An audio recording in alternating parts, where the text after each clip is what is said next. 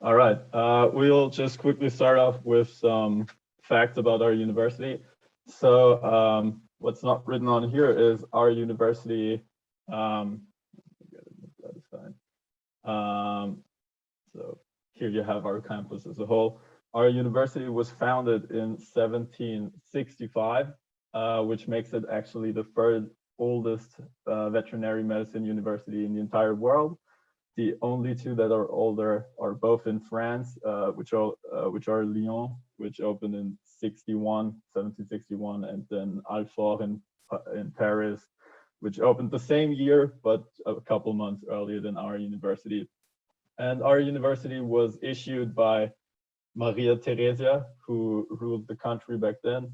And as most of the veterinary medicine universities across Europe who started to come to be opened back in those days, they mostly focused on equine medicine because they were needed for the military service. And so it took a while for them to adapt and concentrate more, starting with cattle and swine, and then going into small animals as well. So yeah. So some numbers and facts.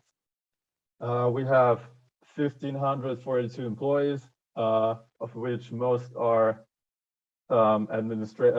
scientific employees, and the next largest group are administrative employees, and the smallest group of them are our professors. We have almost 2,500 students.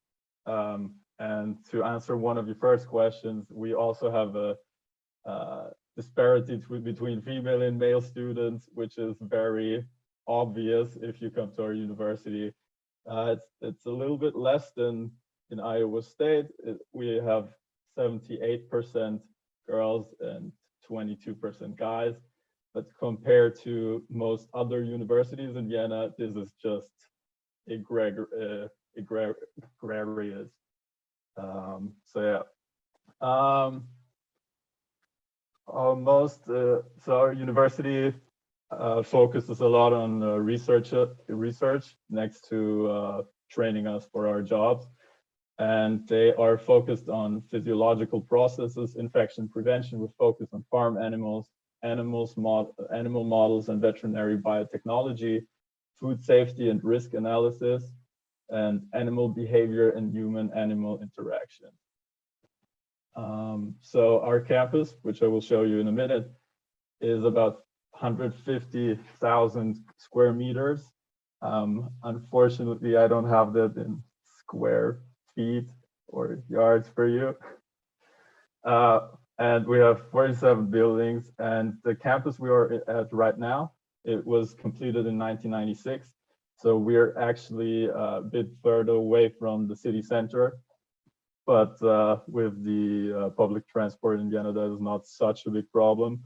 But until 1996, the university used to lie right in the center of Vienna, but due to all the animals being used for practical work being outside, then it was deemed rather impractical. So they chose to relocate the university, and now the old one has been is being used as a musical institution, I think. So this is not the only location of our university. We also have a wolf science center, where they study the behavior of wolves. We have our farm, the vet farm, where we have to go for practicals during our practical rotations as well. There we have sheep, swine, and cattle. Then we also have an ornithological center. We have a research institute of wildlife and ecology, and there's another institute there which is concerned with ethology in Vienna. And so when you come to our university, you can do the diploma for veterinary medicine, but we also offer a bachelor in Fuck, was sind nochmal die anderen? Was hat er gesagt? Ich habe nicht zugehört gerade. Sehr gut, sehr gut. Was sind nochmal die Bachelorstudiengänge bei uns? Biomedizin. Yeah, we offer bachelors in biomedicine and horse sciences, but I've heard horse sciences has been canceled now. There's 4 master's programs, a doctoral program, and the PhD program after you graduate in veterinary medicine. All right, I'll quickly give you a little tour of our campus. So this is the overview, which has been stylized by Niels, so thank you for that, Niels. Right here, you have the view from our main entrance. So it's a lot of red brick stone buildings with green accents. And most of the students will, can you see my mouse? Okay, most of the students actually enter from here, where we have a little gate where you can enter. So we're going to start our tour from where most students start. So you get this pretty little view. The small building you have here, there's for part of the year we have chickens here, and besides that we have pigeons and other smaller birds I'm forgetting the name of right now. Behind that, we have one of our research labs, and where the parasitology, bacteriology, and virology are located. And the building to the right of that is our anatomy laboratory, where most of the students spend a lot of time during first and second year. And actually, if you go to the second floor of the building, we also have a little museum where students can work and learn, where we actually have an elephant's leg standing there as well. So let's continue. If you go up here, we have a little fun court which you can rent, and you don't have to pay, and you can play some sports or do some yoga there. And once per year, we have a little soccer tournament that's being held there.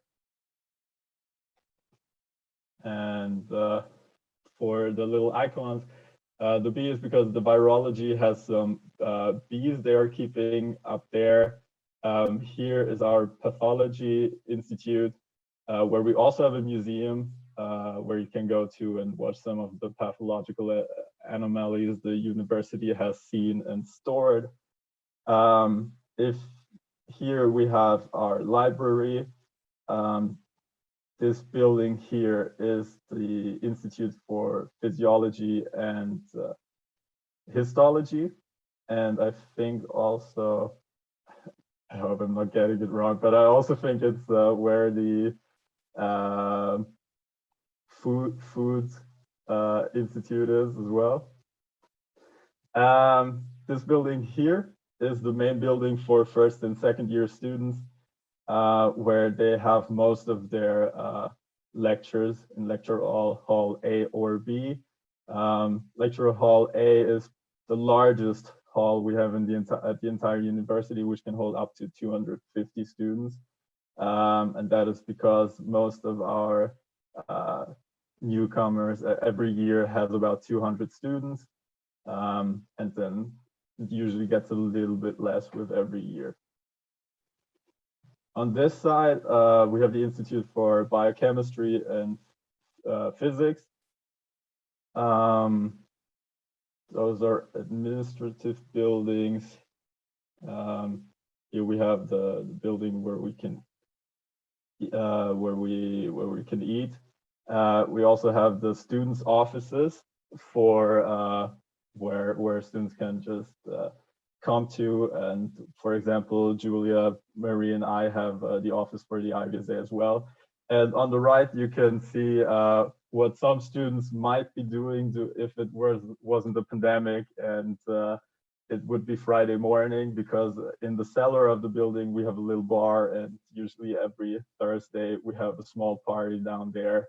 So it happens to meet some students asleep in the next morning in front of the building.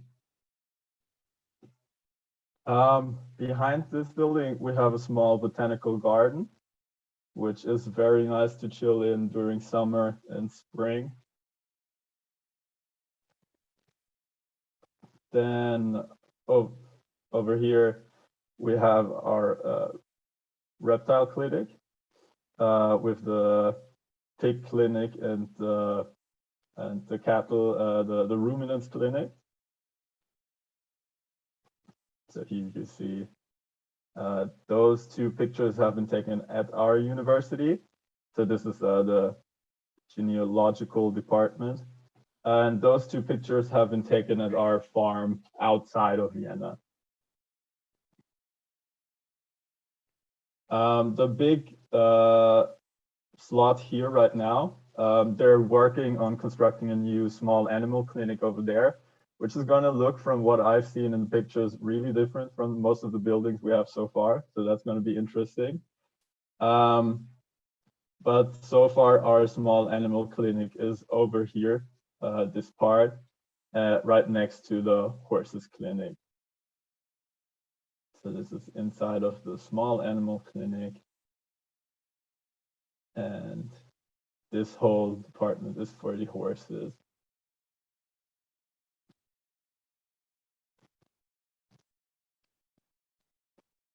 And over here is the genealogical department.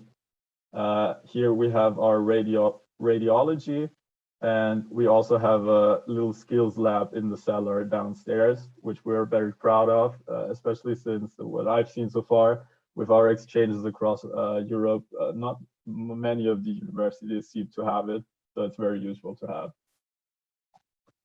And over here we have our poultry clinic and fish clinic, but unfortunately we did not have pictures for that. So that was the small and very fast university tour, campus tour of our university. I made a picture of the questions you had for us. So I'm gonna see what I can answer of those questions. How are the vet students' exams? So we have a lot of verbal exams, oral exams, but mixed in with practical exams. And every 2 years we have a big written exams as well, because our studies are basically constructed in 3 big parts. So we study 6 years, and during the first 2 years you are learning the basics. You have a lot of anatomy, a lot of physiology and histology, and a whole lot of scientific stuff you're never going to use afterwards again. And then you have to do your first big major exam at the end of 2nd year, so which is a lot of fun. So you do the first written part, and then you get a small practical afterwards as well. Then in the 3rd year, you're focused on bacteriology, virology, and parasitology. And afterwards, you start looking more into clinical stuff, but it's still very theoretical. And then in 4th year, you start working yourself into the clinical work of it all. And then we also have our 2nd big exam.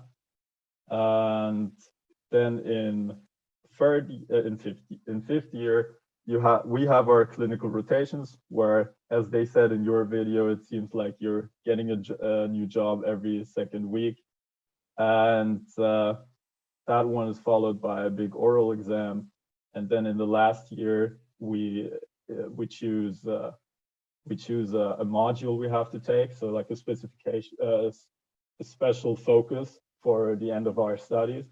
So you choose a primary module and the secondary module, and there's 6 or 7, I think. So you can do small animals, horses, ruminants, pigs and poultry,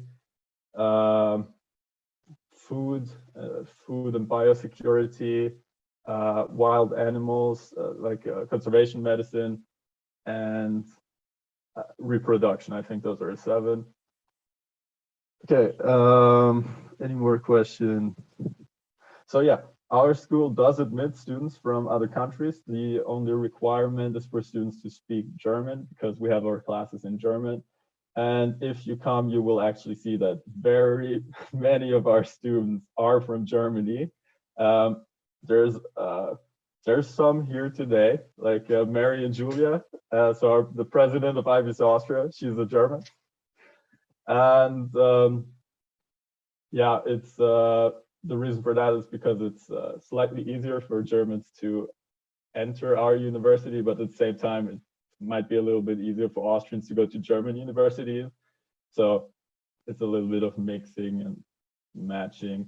But we also have a smaller group of Luxembourgians who come to our university. So it's not very international though.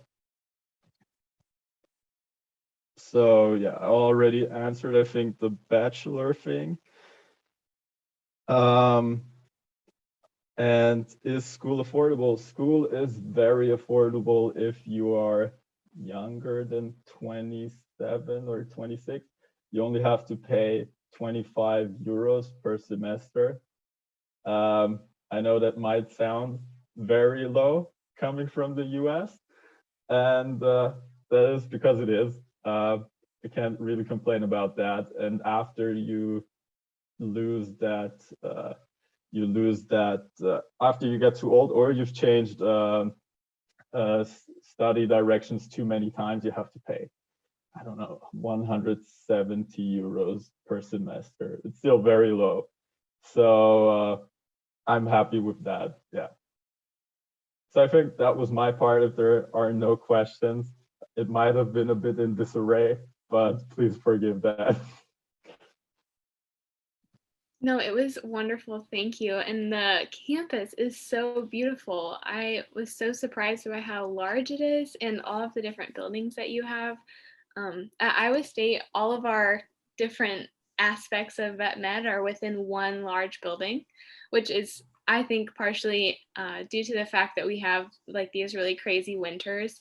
So going from class to class outdoors would simply be miserable. So that's probably why they've decided to condense everything. But we have this very large building that has 2 floors, and the top floor tends to be more of our like classroom based learning, and we also have a cafe and such. And then most of our labs are in the basement, and then if you walk from the first floor down to the other side of the building, it kind of just turns into our hospital.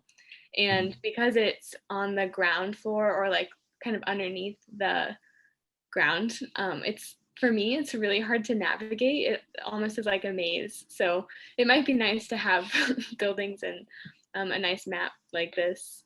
I agree, Kayala. We also need a on-campus botanical center. That was really gorgeous. But I think this can be a blessing and a curse at the same time, because our campus is so big. Like, I have struggled most parts of my 2 first years getting to any place, and sometimes I even can't find the lecture halls still now. And if you have something at the bacteriology department and then you have to go over to the small animal clinic, it takes a while. So that can also be a little bit annoying, but Sure. it's still a very nice campus. So yeah. How many students do you have per class? Because it seemed from your lecture halls like you had so many students in there. So yeah, in first year we have a slightly above 200 students who start every year now. Then in second year it starts going a little below 200, and then every year you lose some. But you've just seen the biggest auditorium. The thing is, starting with third year, you have lecture halls that are not really able to hold all the students of 1 year, which leads to rarely having all the students present for every lecture. But then later on in the module, since you have to split up, it's very different because, for example, there's a lot of people doing equine medicine and small animal medicine, but if you're doing conservation medicine, there's only 10 students in this module every year. So it has a more private feeling to it. Sure. I also wanted to kind of compare and contrast our years. So it sounds like your 5th and 6th years are kind of how our 4th year is in combination. So Yeah. the way that ours is set up, like we choose our module or our track like early, I think next year, at the end of next year, if I'm not wrong. And then we don't have as many options either. We can track mixed animal, large animal, or small animal. And then from there you can take electives to like what your interests are. But for the most part, it's pretty condensed in that way. But I thought that was interesting. I also didn't ask if there were any questions from your side about our presentation. I'm sorry about that. I actually have. Oh, okay. Sorry. You can ask first. Sorry. I'll wait. You can ask first. Okay. I just wanted to ask what I think it was underrepresented student population means, because I've never heard that term before. Yeah, I actually realized like probably halfway through that I didn't define that very well. So that's my fault. I guess what I was trying to explain is that Iowa State is a very white population. If you know like about the demographics of the USA, we're called like a melting pot. Like we have lots of diversity, and but in Iowa specifically, we are a pretty homogenous population of generally like Caucasian people. So we are trying really hard to recruit more diverse students to our college and to our university so that it's just a more diverse and inclusive environment. We've also been struggling with, I'm sure you've seen in the news, some of like the racism that's been going on in the US that's been pretty systemic. So we're trying to combat that by actively recruiting students from this underrepresented population. How would you do that? So in the past, I think we've done that pretty passively, like maybe reaching out to schools that have a high population of those students. But now we've realized that that's not working very well because a lot of the time students from underrepresented populations or students from like difficult financial backgrounds or like low economic status don't have the resources to get those like very high grades that are needed to get into vet school. So now we've started to do some programming where we're supplying like opportunities for professional and learning development in communities of color, in areas that have high populations of those underrepresented students, to try to encourage their interest in our profession.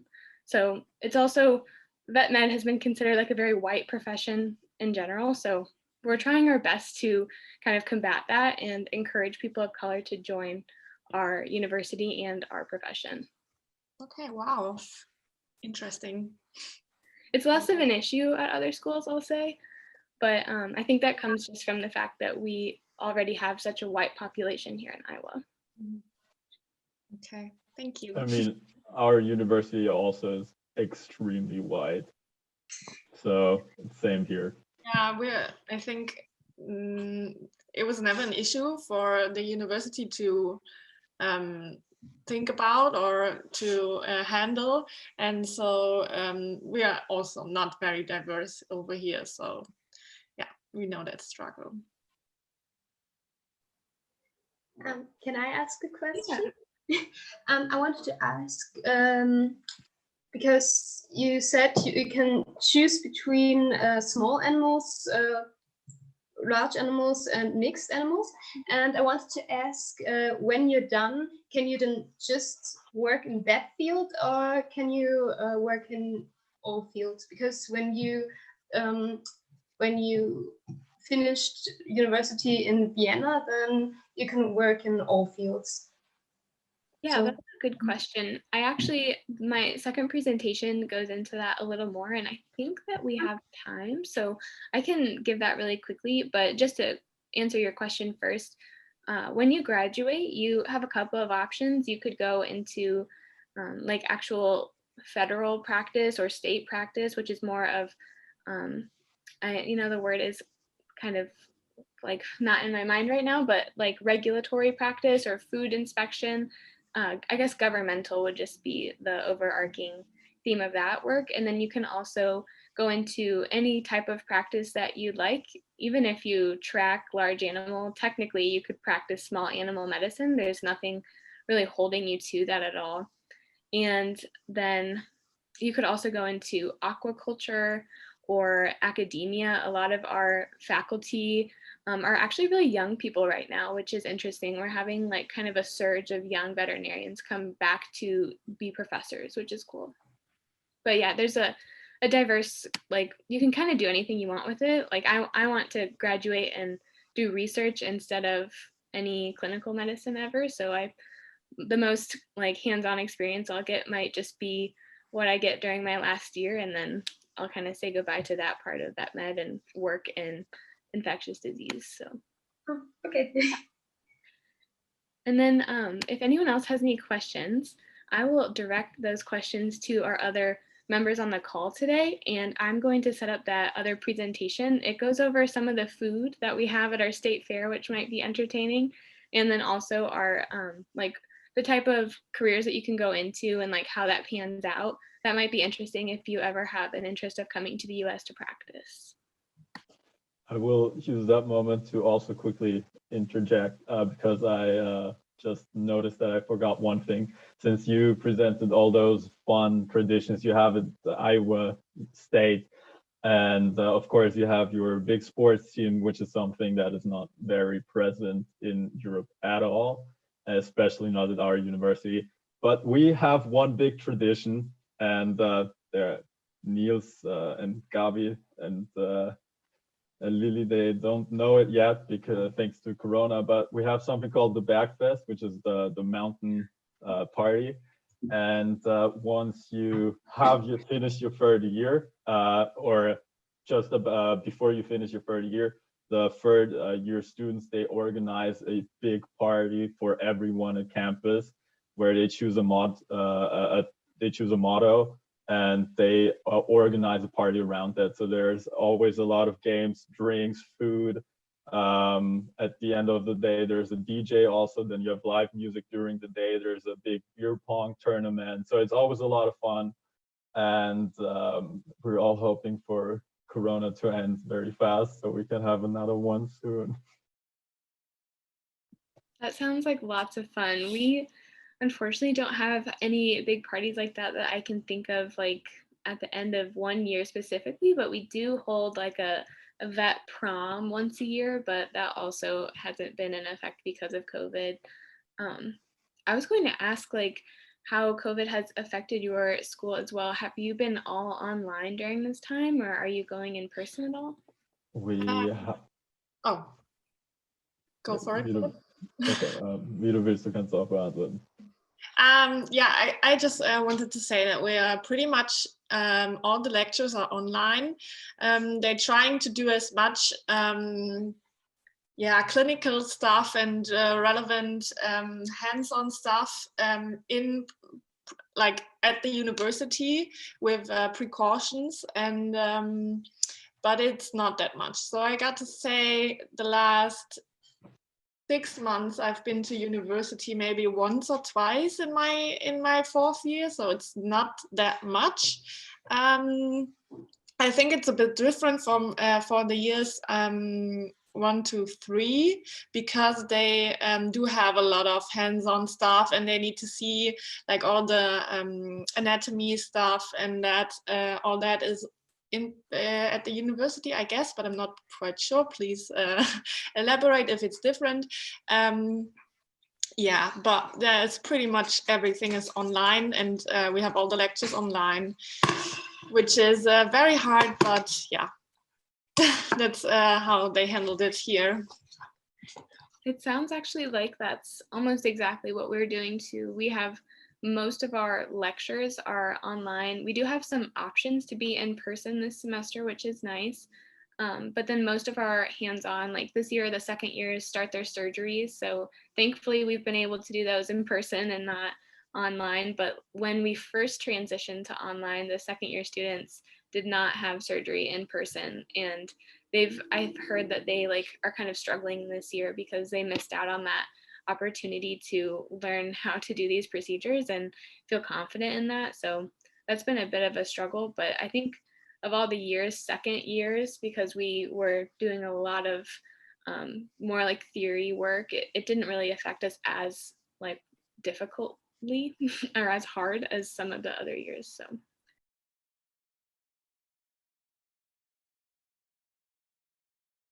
Ja, wo startet man nochmal?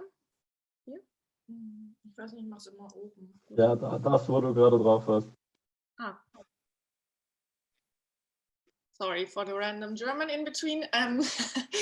But I'm going to tell you a bit about Austria and Vienna. So this is the content. I mean, you'll see in the presentation, it's not very, very interesting. So where actually is Austria? I mean, this is, you'd think someone know, but there are a lot of people who don't. It's in the southern part of Central Europe. We are also very landlocked, and we're an East Alpine country. Some facts about Austria. The size is about 83,871 square kilometer. We have a population of 8.9 million people, which is actually rising. And our currency is in euro. You'll see this is a map of Austria, and we are close to we have several borders, like with the Czech Republic, Germany, Italy, Slovenia, Croatia, Hungary, and Slovakia. Oh, sorry. Yes, our federal states are Vienna, with Vienna city as the capital of Austria. And then we have the 9 federal states of Austria, which are Lower Austria. I don't know, can you see my mouse? You can, right? Okay. And then we have Lower Austria, which is here. The Burgenland, which is close to the Hungarian border. Upper Austria, which you can see here, Styria, this is the big one on the bottom, Salzburg, Carinthia in the very south, and then Tyrol over here, and then the very west we have Vorarlberg. The main language is German. We speak I speak German, and Austrians speak like an Austrian German, but it's actually in dialect. So it's German, but with dialect, and it's also varies in the different federal states in Austria, just like in the US. And then we have, due to the close borders, we also have people talking Croatian, Slovene, Hungarian, Czech, and so on. And here's something about our religious groups, which is Roman Catholic mainly, and then some others as well. About the culture, I've picked some random interesting, some traditions, right? And first we have the Almabtrieb, which is also called the cattle procession. It's an old tradition, which is mainly in the Alpine regions, where they have the cattle outside. And in the early summer, herdsmen and the dairymen drive the cows up to the mountain, where they spend their summer on the Alm. And in mid-September, the animals are herded back down to the valley, which is often big festive event where, as you can see in the picture, they're all very dressed up. The cattle and the cows, they get flowers and ornaments on the head and are decorated very festive, and then they herded back in down the valley to the stalls and where they live. So this is one. And then also regarding to that, we have the traditional clothing in Austria, which is the Trachten. I assume you have seen that before if you know Oktoberfest, for example, because the traditional clothing from the Bavarian people in Germany and the Austrian are very close. There are differences, which I don't know because I'm not Bavarian or Austrian, but yeah, they're very similar. And in earlier times, there were for identifying a person as a belonging to a particular group in terms of social or legal status, if they're married or single also. And today they mainly wear it to festive events, like I think basically everything. You can go anywhere with a tracht, or so everywhere with a tracht. And the women wear the dirndl, which you can see also in the pictures. I think the one on the top is a more traditional one, and on the bottom you can see yeah, a more. I mean, there are even more modern ones, but this is also a very modern one. And the men wear these lederhosen with different varieties of top wear. So yeah. About the food, Philip, do you want to say something? I wanted to say something. If you're interested to see a very old dirndl, I have one here. It's from a very old, okay, it's from the 80s, I think, if you want to see it. Yes, show us. Okay, because it's from my mother. Where do I have? Ah, here. That's, wait, can you see it? Yeah, Very no. old dirndl. Like it has this pattern and it's very old. But I really love it. There are a lot of traditional ones, old ones or modern. I mean, the modern ones are more colorful. Yeah, colorful, party, shorter and party party outfits mainly. So they're More revealing. more revealing. Yeah. More, yeah. It has the old ones don't have cleavage, not really. You can see it in the pictures, like the one above, not above. On the top. On the top, thank you. The one at the top where they have no cleavage at all, and the one at the bottom where you can see cleavage. So that's thing. Yeah. So if you ever want to take a look at different varieties of the dirndl, you can just watch a video about the Oktoberfest, and there you see everything. So, right. About the food, there's a lot of different food in Austria. This is like a few traditional ones. I don't know if you've seen them or heard of them. In the top here, we have the Kaiserschmarrn, which is something like scrambled pancake with or without raisins in it. It's very delicious because it's very fluffy, and you also eat it with powdered sugar and then apple compote. I don't know how to say that. Just mashed apples, basically, or plum jam. This is very, very delicious. And then on the top right, we have the Sachertorte, which is traditional in Vienna.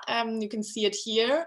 It's a heavy chocolate cake, very delicious, with also stuffed with jam. Very, very good. And then on the bottom left, we have the Wiener Schnitzel. I don't know if you've heard of that, but this is like meat from, I think it's calf. Like traditionally, it's calf, but you can also have it with pig.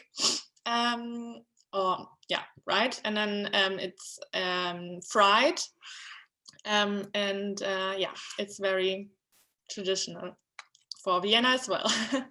And then on the bottom right, we have the Kässpätzle, which is basically a form of mac and cheese. But with a heavier Austrian cheese, and Spätzle, which are a form of noodles, but not really. Like it's a bit weird. Yeah. they are. I don't know how to explain it, but it's a form of mac and cheese, but it's way more savory, I guess.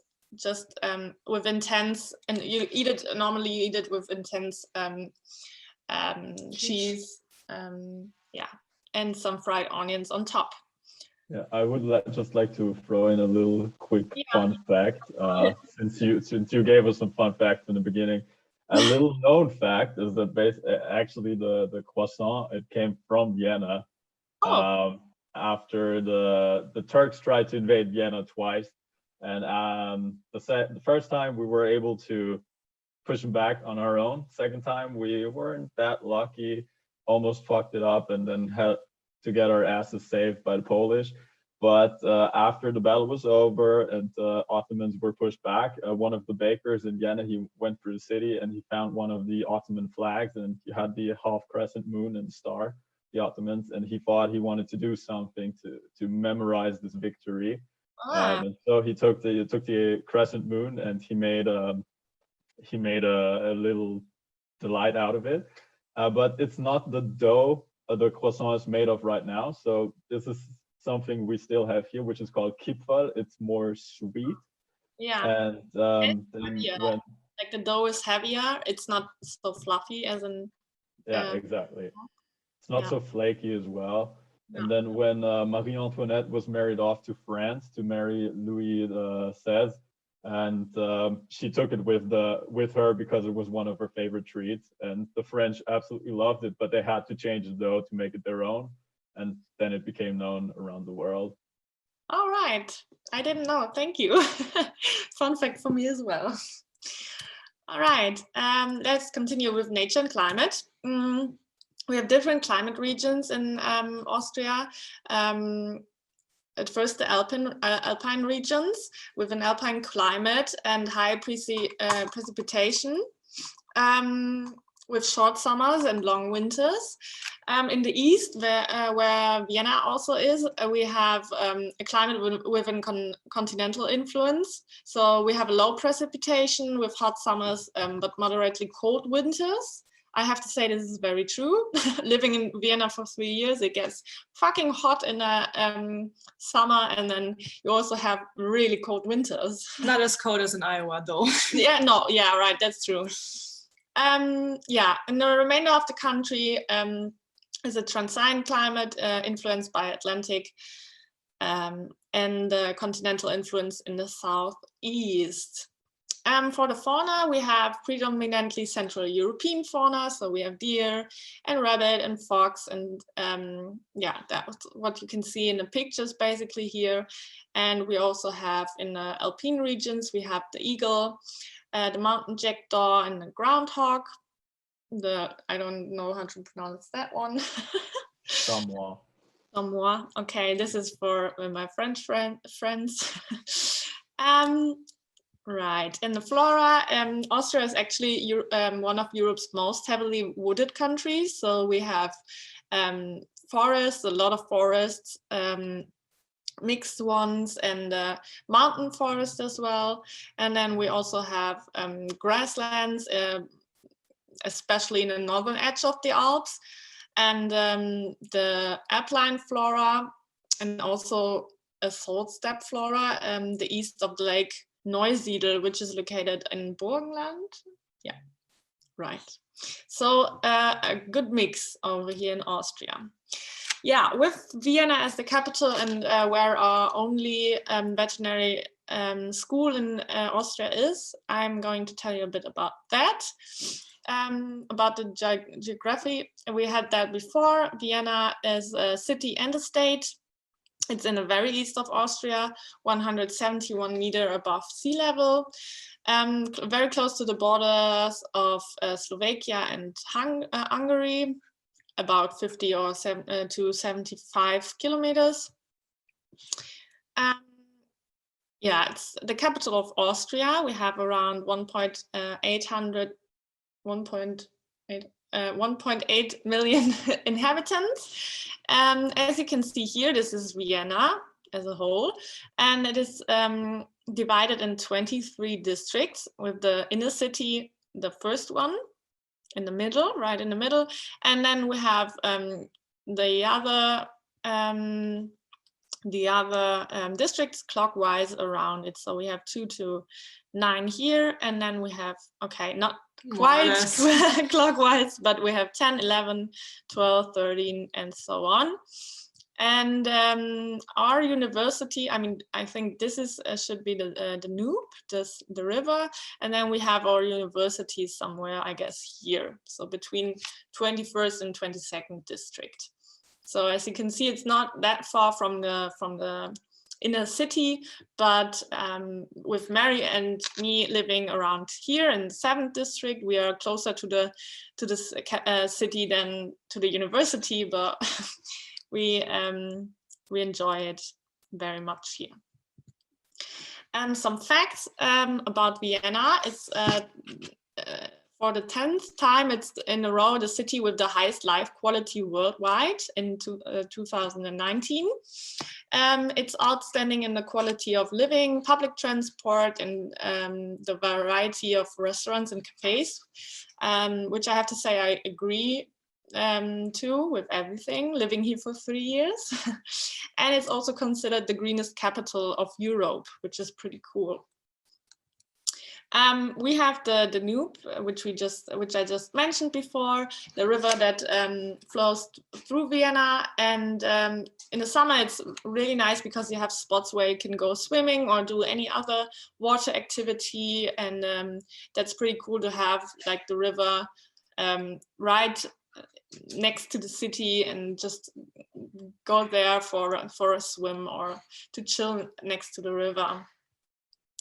Around Vienna, we have a lot of vineyards and forests, which you can see on the right. You can go for a hike very easily. There are like so-called city hike paths where you can just start somewhere on the edge of the city and then just go for a hike around 2 or 3 hours. And we already did that a few times, which is really cool. This is the Wiener Wald, like the Viennese forest. And we also have like a lot of vineyards, as I just said, where you can go for a hike and then have a wine somewhere at a Heurige, which is just the, they have the wine distillery just next to it, and then you can just enjoy some wine there if you like. Then we also have a theme park, which is called the Prater. It's there all year round, and I mean, now it's closed due to the reason you can probably think of, but usually it's open all year round, and you can just go there if you fancy a ride with a roller coaster, or go to the, oh god, what is it called? I don't know, but yeah, I haven't looked it up, the wheel you can see here. Right, this is the Prater. Next, like the Prater is also considered a big park, which is right next to the theme park, like the fair, where you can go just for a walk and relax a bit and have a walk just in there. Yeah, regarding traditions in Vienna, there's an F missing, from January to March, it is ball season in Vienna. There are around 450 different balls during this time. And there's also a ball of veterinary medicine. And usually it has classical music, and you dance the Wiener Walzer, the Viennese waltz, if you know that, which is a quite slow dance. And then usually after these balls in the evening, you can see people with very fancy gowns, like ball gowns, hanging around the Wiener Würstelstand, which is the Viennese hot dog stand, something like that. They basically sell hot dogs, like a variety of hot dogs, and maybe not as you know them, but traditional or different Austrian versions of it, as the Bosna. And we have a lot of them. We have around 274 Würstelstände in the city, so they are quite common, and I think the Viennese really love them. And then I Just, also gathered. just very quick, want to cut there in there for another fun fact. You mentioned the Bosna. There's also sausage which is quite well liked in Austria in general, which is called Käsekreiner. Oh yes. And Käsekreiner is basically sausage filled with cheese. So that is amazing. And the thing is, in Vienna, it's called Eitrige, which which translates to um, something with pus, basically, because if you bite into it, the cheese will come out like pus from a wound. So it's a very delicious term for something that tastes actually really good. Yeah, well, thank you. So I also gathered some photos of typical sightseeing spots, I guess, in Vienna. And you can see here the Stephansdom, which is a church right in the center of Vienna, and it's very, very popular. There are a lot of people hanging around there, and you can also visit it from the inside. We have the city hall, which is also very pretty, and they have a nice garden in front of it, where in winter there's the Viennese Eistraum, like ice dream, where you can go ice skating. They have a whole ice skating place with also going all around the park, which is pretty nice. We have different castles, for example, the Schönbrunn Castle, where Sissi used to live. If you heard of her, they also have a huge garden where you can go for a walk if you fancy that. And then we have the Belvedere Castle, also very pretty. This is actually, oh no, this is not the photo we took, but we've been there, and it looked exactly like this photo, and we took a photo of it, and it was unreal. The colors and everything is very spectacular over there. It also has a museum in it, so you can go there. I think it's an art museum. And we have these other museums, for example, the National History Museum. They're like facing right on the other side, facing the National History Museum is the National Museum of Art. And then we have the Museum of Modern Arts as well, which is a 2-minute walking distance from there. So they're very close. So if you fancy a day in a museum in Vienna, you can just hop around there and visit all the museums in a day, if you like.